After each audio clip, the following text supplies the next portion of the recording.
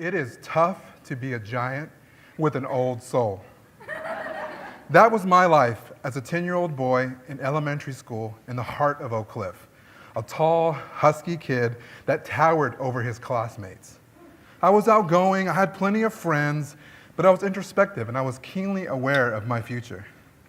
While I was searching for my place in the world, I got myself into a bit of mischief as a boy.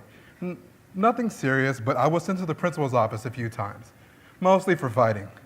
I was never good at backing down from a confrontation.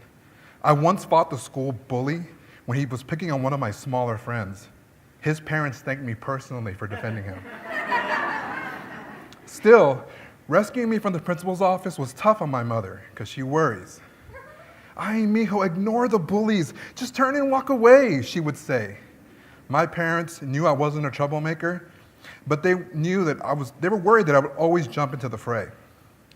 One visit to the principal's office in the fall of 1989 would change everything, and it has something to do with a pair of glasses, an unfortunate nickname, and a girl named Anna. Anna played the clarinet in the school band, and I played trumpet. I was already a hopeless romantic at that young age, and I had an innocent crush on Anna. I had seen the movie Say Anything earlier that year, and I saw a lot of myself in John Cusack character Lloyd Dobler. Whenever I found an excuse to be near Anna, I took it. One morning before school, Anna and I were chatting near the crowded playground. A boy named David came up from behind us, grabbed onto Anna's hair, which he always kept in a braid, and tugged it. "Stop," Anna yelled, and I followed with, "Leave her alone, stupid." David was one of those brash, annoying boys that we tolerated because some of his antics were kind of funny. His mother worked at the school, so he considered himself untouchable. He and I had never had a problem until that day. "What are you gonna do? You gonna fight me?" David said. Whoa, that escalated really quickly, I thought. We were both at the age where the threat of fighting gets thrown around pretty easily. The fact that Anna was standing a few feet away from me probably didn't help either. "I'll fight you, I don't care," I said boldly. At that moment, the bell rang and a mass of classmates filtered past us like a river, dissipating the air. "After school, right here," he said, before he left. The whole incident was ridiculous.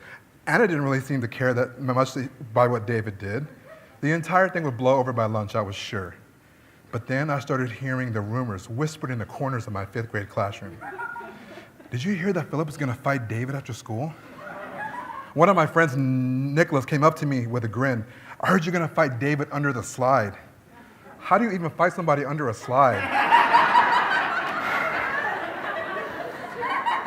I couldn't concentrate on anything but the fight the entire day. Should I throw the first punch? Do I appeal to his sense of humanity? The angst tore at my stomach. Is this really what I'm gonna be known for?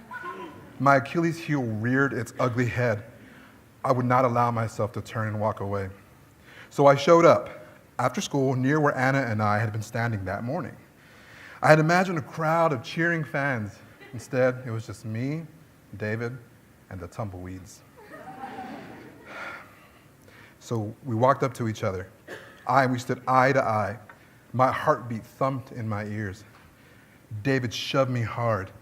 "What are you gonna do, Butterball?" Butterball was an unfortunate nickname that Coach Lopez had given me. These were the days before bullying became a national concern. David had surely heard Coach call me Butterball in gym class. I loathed that nickname. As soon as I heard the word roll off his tongue, my face burned red with anger. I was tired of the bad luck that always landed me in these kind of situations. Before I realized it, I sent my fist across his face in a flash of young, reckless anger. I didn't start the fight, but I threw the first punch. Now, David wore glasses. Yes, I hit a guy with glasses smack across the face. They flew off in slow motion, it seemed, onto the dusty black ground below. We wrestled each other to the ground in a flurry of shoves and fists. During the commotion, we rolled over his glasses and snapped them like a twig. My own big, ugly 80s glasses somehow survived. Eventually, a teacher's hand was on my arm, yanking us apart and ending the fight. I was breathless and hot. Pieces of gravel and dirt were falling off my shirt. I could feel the sting of a fresh scrape alongside of my face. How could I let this happen again? It's all I could process as David and I were marched inside, then sat side by side, waiting for our parents outside of Principal Garza's office. His broken glasses were shoved into the pocket of his torn shirt. My foot tapped nervously on the floor, and I was wondering how many visits to the principal's office before I get expelled. Then something on the wall across from the door caught my eye.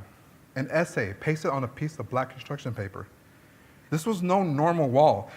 This was a special wall reserved for the best of the best student work. It would be the first thing visitors would see when they come into the building, proof that public education works. A burst of surreal energy snapped my focus into acute attention. That was my handwriting on that paper. A week earlier, our teacher had given us a picture of the inside of a barn with a scenic view of rolling hills set against the setting sun. We were told to describe the scene to the best of our abilities. The assignment was simple, but I put my entire little heart into that paper. I had never written so passionately and descriptively before. During that assignment, I realized, hey, this is easy. Words poured out of me with little effort, and I finished well before my classmates did. I couldn't believe that my essay was chosen for the Wall of Honor and marked with a huge A+. My assignments had never been singled out as anything other than messy. The power of that enlightening moment sent my imagination into rapture. But it was quickly overshadowed by the sight of my parents, tired from a long day of work, entering the principal's office with an unbearable look of disappointment. They walked right past my essay and into the gloomy aftermath of my decision. David's mother was extremely upset that David's glasses were broken. My honorable parents paid $25 for a new pair. David and I shook hands and agreed to not let this happen again. At home, my parents sat me down on the couch for a talk. I knew it was serious because they turned off the TV and told my younger sister Christina to go to her room.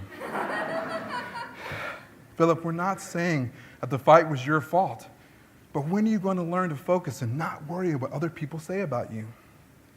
I couldn't verbalize it at the time, but I had learned that lesson that very day, all because of a fight that took place nowhere near under the slide. David and I became good friends in high school, and we still stay connected on social media. We never talked about the fight, and I never again saw the inside of a principal's office. Instead, I opened a floodgate within, and out came poetry, short stories, stage plays. By the time I was in high school, I knew that I would make my life about words and stories. See, the fight was never about defending Anna's honor or letting my stubbornness get the best of me. Would seeing my essay on the wall have the same impact if we were just strolling down the hall with my parents during some PTA night meeting? I don't know, but I realized that a busted lip, some broken glass, and the patience of my parents made me realize that my hand curled around a pencil could be mightier and more satisfying than my fist.